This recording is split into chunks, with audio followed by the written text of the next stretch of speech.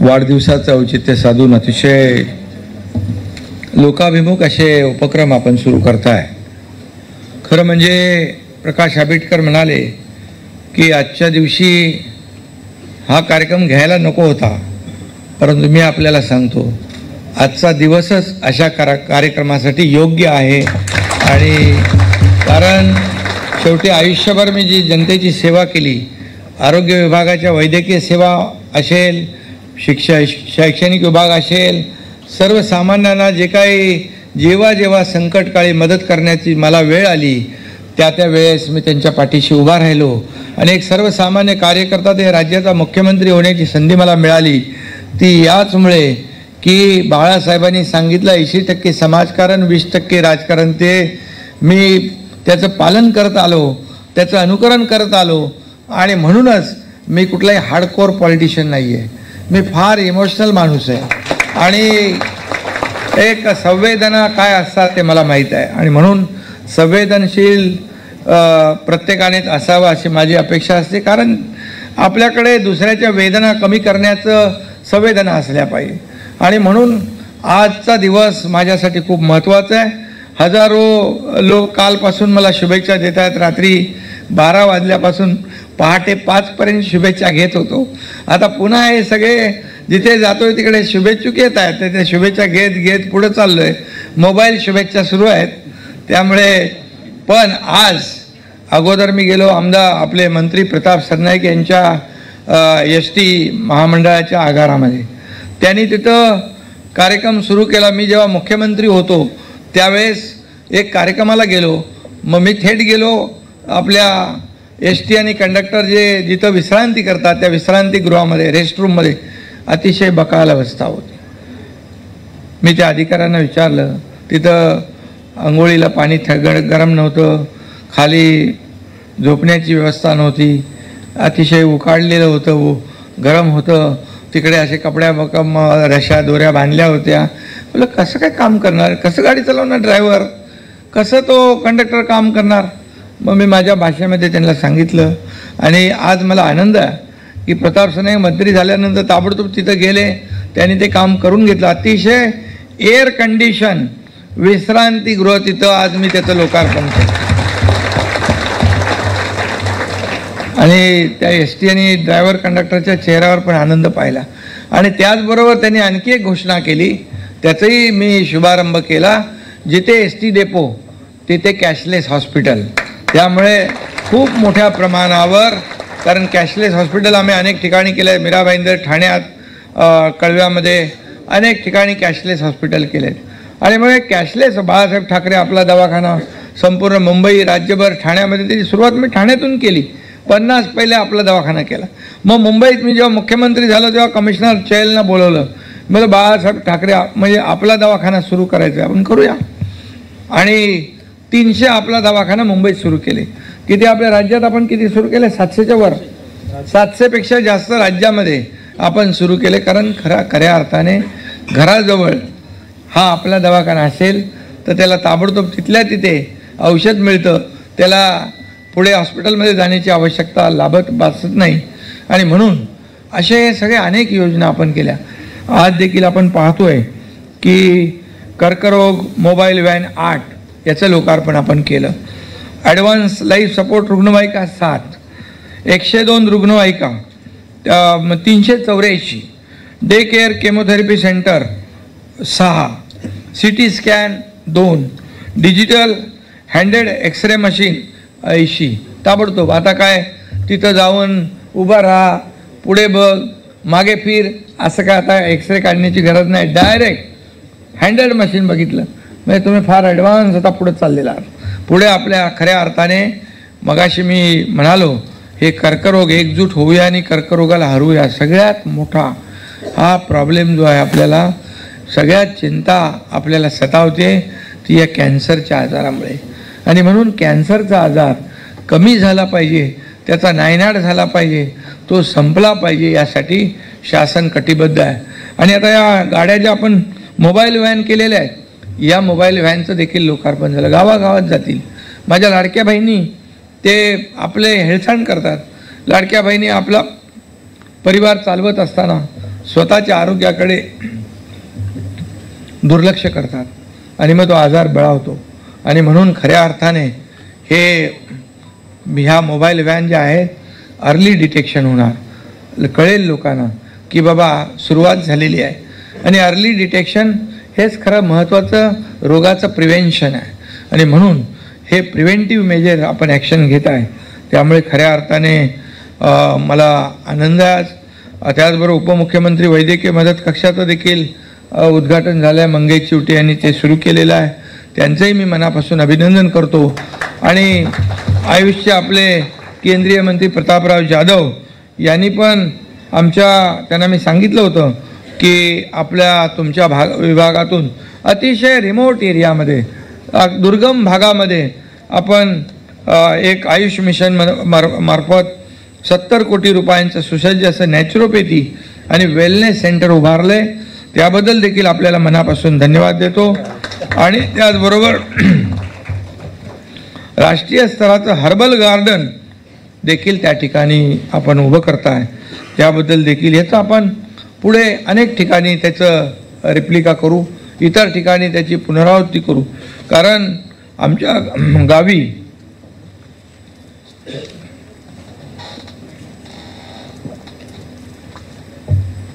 खूप मोठी निसर्ग संपदा आहे. कोयनेचं 80 किलोमीटर बॅकवॉटर आहे, सह्याद्रीचा कडा आहे, डेन्स फॉरेस्ट आहे, घनदाट जंगल आहे आणि 500 प्रकारच्या वन औषधी आहेत. आणि त्यामुळे तिथे R&D सेंटर होणं गरजेचं आहे. तुम्ही दोघंही त्याच्यामध्ये लक्ष घाला. 500 पेक्षा जास्त अतिशय दुर्मिळ वन औषधी आहेत. आणि म्हणून तिथं R&D सेंटर केलं तर मग मोठ्या प्रमाणावर आपल्याला त्या वनस्पतीच्या माध्यमातून दुर्मिळ औषधं बनवता येतील आणि ती लोकांना परिणामकारक होतील. आणि म्हणून मी गावी जात असतो. माझ्या गावी फळांपासून फुलांपासून सगळं अगदी तुम्हाला मी सांगेन की अगदी काजू, आंबा, फणस हे तर साधं आहे, परंतु आवाकडूपासून रक्तचंदनापासून अगदी मी आता सफरचंदाची लागवड पण केलेली आहे आणि त्याची झाडं पण मोठी झालेली आहेत. म्हणजे बघा स्ट्रॉबेरी वगैरे सगळं आहे. म्हणून मी गावी जात असतो. गावी गेले की इकडे मीडियामध्ये बातमी सुरू होते, एकनाथ शिंदे नाराज, एकनाथ शिंदे हेलिकॉप्टरने जाऊन शेती करतात. अरे पण मी आता माझा वेळ वाचवायला हेलिकॉप्टरने जाणार, गाडीतून कसा 10 तास प्रवास करणार. मी तेवढ्या वेळेमध्ये 10,000 फायली सही करतो फटाफट फटाफट फटाफट. त्यामुळे माझं पेन 2 ठेवलेत पी पेन. मुख्यमंत्री आपला कुठले मुख्यमंत्री सहायता योजना, वैद्यकीय सहायता योजनेमधून मी 2.5 वर्षात 460 कोटी रुपये वाटले. 460. मी आज काय कोणावर टीका करणार नाही, परंतु अगोदरच्या लोकांनी 2.5 वर्षामध्ये 2.5 कोटी वाटले होते. आणि कारण 460 कोटी कोणाचे आहेत? हे लोकांचे आहेत, हे जनतेचे पैसे आहेत. माझ्याकडे समोर अर्ज आला की ताबडतोब ऑटोमॅटिक माझा हात इकडे जातो, ऑटोमॅटिक सही होते आणि त्याला पैसे मिळतात. जवळपास 51,000 रुग्णांचे प्राण वाचवण्याचं काम त्या पैशाने केलेलं आहे. खऱ्या अर्थाने कोणासाठी आपलं सरकार आहे? सर्वसामान्यांसाठीच सरकार आहे. खरं म्हणजे हे सर्वसामान्यांचं सरकार सर्वसामान्यांच्या आयुष्यामध्ये बदल घडला पाहिजे. आणि म्हणून माझ्या लाडक्या बहिणी पण इकडे आहेत. आता लाडक्या बहिणी तुम्हाला काय तुम्ही सरकारी नोकरीत असल्यामुळे ती योजना आपल्याला नाही, पण तुमच्या त्या गावातल्या लोकांना मिळालेल्या आहेत लाडक्या बहिणींना योजना. लाडक्या भावांना पण आपण प्रशिक्षण भत्ता सुरू केला, लाडक्या शेतकऱ्यांना योजना केली, लाडक्या ज्येष्ठांना वयोश्री योजना केली. किती योजना केल्या आपण, मला समाधान आहे. 2.5 वर्षात रेकॉर्ड ब्रेक आपण योजना केल्या, रेकॉर्ड ब्रेक योजना केल्या. आणि रखडलेले प्रकल्प आपण मार्गी लावले. पाण्यासारखे प्रकल्प, मराठवाडा वॉटर ग्रीड, जलयुक्त शिवार, आशिष जयस्वाल इकडे आहे. आणि अशा योजना ज्या देवेंद्रजीने सुरू केल्या होत्या त्यांच्या मुख्यमंत्री काळात, नंतर बंद केल्या. मी मुख्यमंत्री झालं, पुन्हा त्याच सुरू केल्या आणि एकदम जोरात आता सुरू आहेत. 90,000 कोटीचा नदी जोड प्रकल्प बंद केला. अरे बाबा, लोकांना पाणी पाहिजे, जमीन आहे पण पाणी नाही, शेती कशी होणार? आणि म्हणून हे सगळं आपण करतो. आणि सगळ्यात महत्त्वाचं आपल्या आरोग्य विभाग आहे. लोकांचं आरोग्य चांगलं राहण्यासाठी प्रकाश आंबेडकर हे चांगलं काम करतायत. त्यांनी आजचा दिवस निवडला, हे माझ्यासाठी चांगलं आहे. मला ही खऱ्या अर्थाने या जे लोकांचं आहे, जे लोकांना मिळालं पाहिजे ते माझ्या हातून मिळतं आहे. याच्यापेक्षा मला जास्त काय मी म्हणजे भाग्यवान मी स्वतःला समजतो. याच्यापेक्षा दुसरं माझ्यासाठी चांगलं काय असू शकतं? आणि म्हणून आता त्यांनी 2 कोटी लोकांचं हेल्थ चेकअपचं ड्राईव्ह आपण घेतो आहे.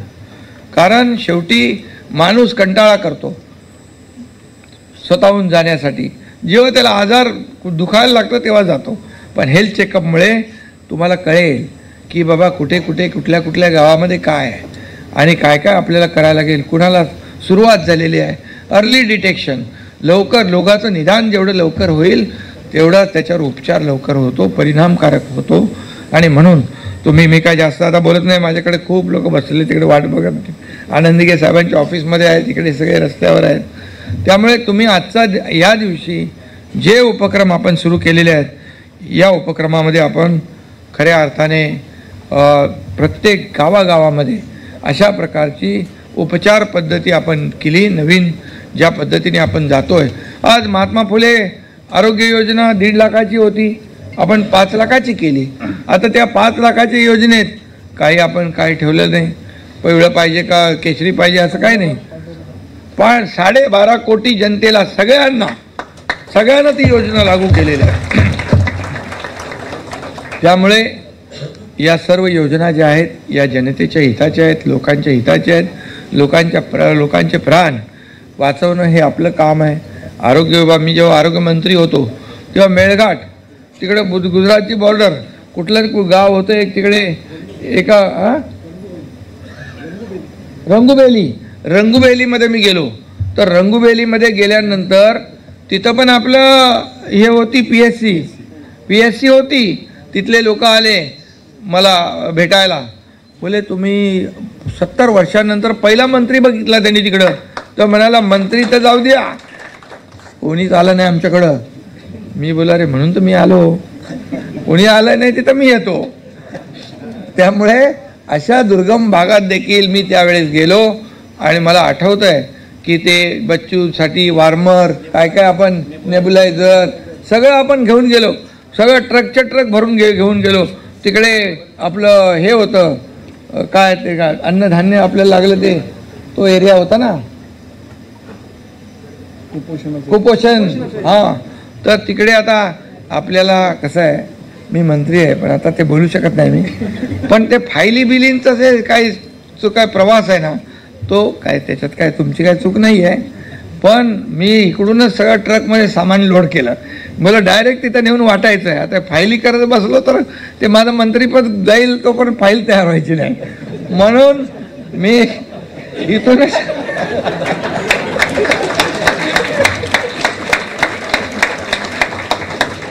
इथून सगळं साहित्य घेतलं, सगळं बुक केलं, ट्रकमध्ये लोड केलं आणि तिकडे जाऊन डायरेक्ट वाटप केलं. बोले असा मंत्री पहिल्यांदा बघितला. बोले म्हणून तर मी आलोय तुमच्याकडे. आधी बघितलं नाही म्हणून तर मी आलोय. आधी बघितलं असतं तर त्याचं काय अप्रूप आहे. शेवटी सांगण्याचं तात्पर्य एवढं आहे, आपल्याला इमिजिएट ताबडतोब बघतो करतो पाहतो हे नाही. आपल्याला लगेच जे होणार असेल ते लगेच केलं पाहिजे. शेवटी बघा, तुमचा काय म्हणतो त्याला गोल्डन आवर म्हणतो ना आपण. जेव्हा आपल्याला असं पेशंटला गरज असते, एखादा कार्डियक ॲरेस्ट होतो, हार्ट अटॅक म्हणतो आपण त्याला, त्यावेळेस त्याला ताबडतोब तेवढ्या ह्याच्यामध्ये आपल्याला उपचार मिळाले पाहिजे.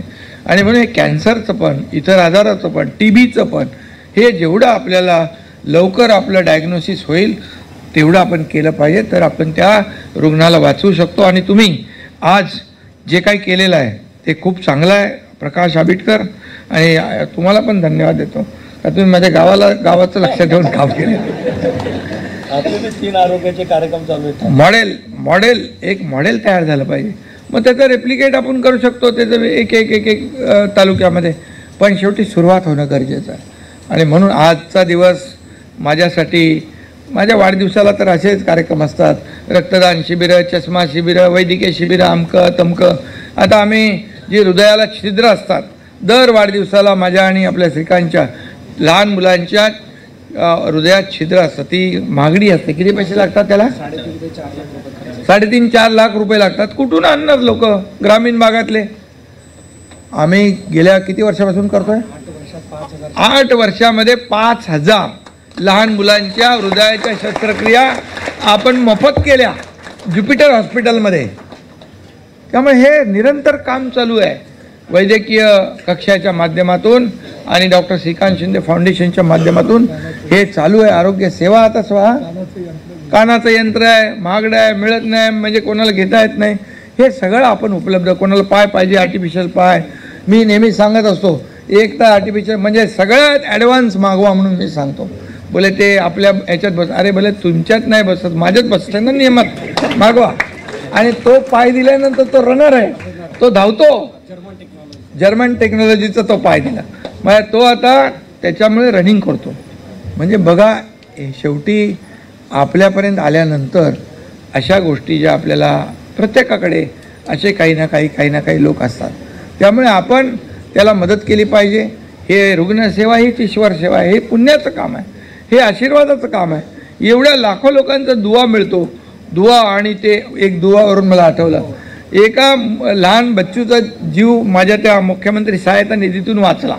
कोल्हापूरचं शासन आपल्या दारी कार्यक्रमामध्ये होतो. एक मुलगी आली समोर, मुस्लिम होती, आणि ते एवढं छोटं बच्चू घेऊन आली समोर. बोले इथं काय तर प्रॉब्लेम आहे. मी विचारलं, बाबा ताई तुझं काय प्रॉब्लेम? बोले ये दुआ है. बोले क्या दुआ है? तो बोले इसका नाम है आज से दुआ रखो आप. क्यों? बोले आपने इसको पैसा दिया ना, इसके लिए इसका जान बच गया, इसका दुआ नाम रख दिया. त्या सगळ्या या गोष्टी ज्या आहेत आपल्याला कळत नाही, कधी माहीतही नसतं आपण किती लोकांना मदत केली. आणि ती माहिती ठेवायची नसते, ती माहिती ठेवायची नसते. कारण ती माहिती जर मी ठेवली आत्तापर्यंतच्या इतक्या वर्षाची, तर मला म्हणजे तर आपण या हाताने केलेले ह्या हातालाही देखील कळता कामा नये असं काम करण्याची पद्धत माझी आहे. त्यामुळे सगळ्यांनी आपण लोकप्रतिनिधींनी हे आचरणात आणलं पाहिजे. लोकांमध्ये एक समाज भावना निर्माण झाली पाहिजे. लोकांना आपण मदत करत असतो. शेवटी लोकप्रतिनिधी म्हणून किंवा प्रशासन, या रथाची 2 चाकं आहेत. शासन आणि प्रशासन काय वेगळं नाही आहे.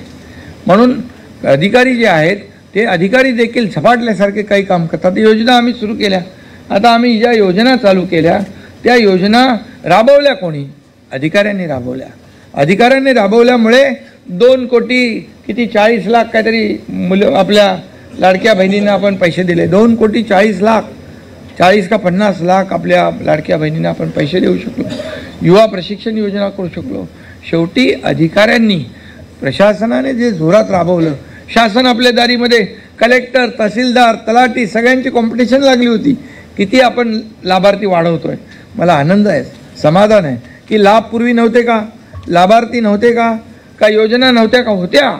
परंतु सर्वसामान्य माणूस त्या सगळ्या ह्याच्यामध्ये पडतो. मग त्याला कार्यालयात जावं लागतं, कलेक्टर कचेरीत जावं लागतं, मग तो चक्रा मारून कंटाळतो. मग आम्ही थेट काय केलं, आम्ही डायरेक्ट शासन आपल्या दारी त्या गावामध्ये घेऊन गेलो.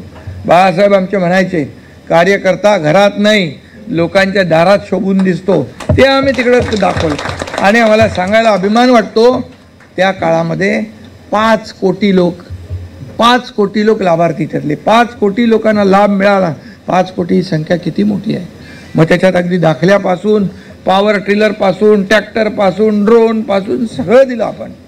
आणि म्हणून तर शासन जे आहे हे गतिमान शासन, काम करणारं शासन, लोकाभिमुख शासन, हे जेव्हा आपल्याला लोकांमध्ये जेव्हा चर्चा होते, कधी होते, जेव्हा शासन काम करतं, प्रशासन काम करतं. आणि म्हणून तुम्हाला सगळ्यांना मी मनापासून आज खूप खूप शुभेच्छा देतो. आजचा दिवस आपण या कार्यक्रमासाठी निवडलात. मला आनंद आहे, याचं समाधान आहे. आणि पुन्हा एकदा या सर्व योजना अतिशय प्रभावीपणे आपण राबवा. त्याच्यामध्ये कुठेही काही आपल्याला कमी पडणार नाही आणि आम्ही सगळे मुख्यमंत्री उपमुख्यमंत्री आम्ही सगळेजण आपल्या सोबत आहोत ही ग्वाही आपल्याला देतो।